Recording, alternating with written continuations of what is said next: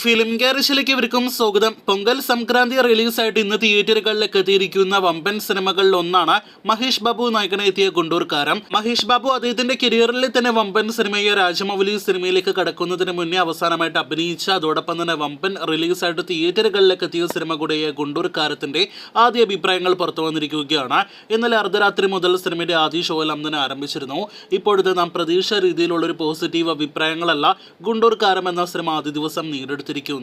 സകല mass Telugu entertainer സിനിമകളുടേതുപോലെ ആരാധകർക്കുള്ളതുണ്ട്, അതായത് മഹേഷ് ബാബു ആരാധകർക്കുള്ളതുണ്ട് ഗുണ്ടൂർക്കാരത്തിൽ എന്നൊരു അഭിപ്രായം വരുമ്പോൾ, അതേസമയം മറ്റെല്ലാ ഓഡിയൻസിൽ നിന്നും സിനിമ നെഗറ്റീവ് അഭിപ്രായങ്ങൾ, ആവറേജ് ബിലോ ആവറേജ് നെഗറ്റീവ് അഭിപ്രായങ്ങളെല്ലാം തന്നെയാണ് നേടിയെടുത്തിരിക്കുന്നത്.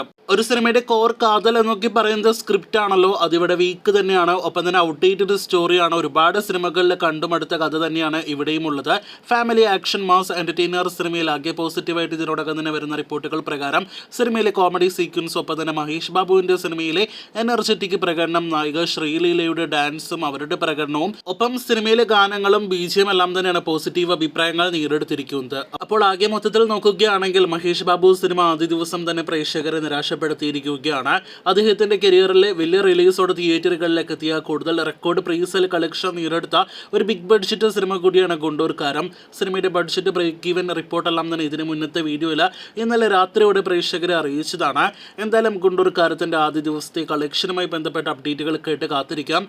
കൂടുതൽ ഇതുപോലുള്ള വിവിധ ഇന്നത്തെ സിനിമകളുടെ വാർത്തകൾ കേട്ട് പ്രേക്ഷകർ കാത്തിരിക്കൂ.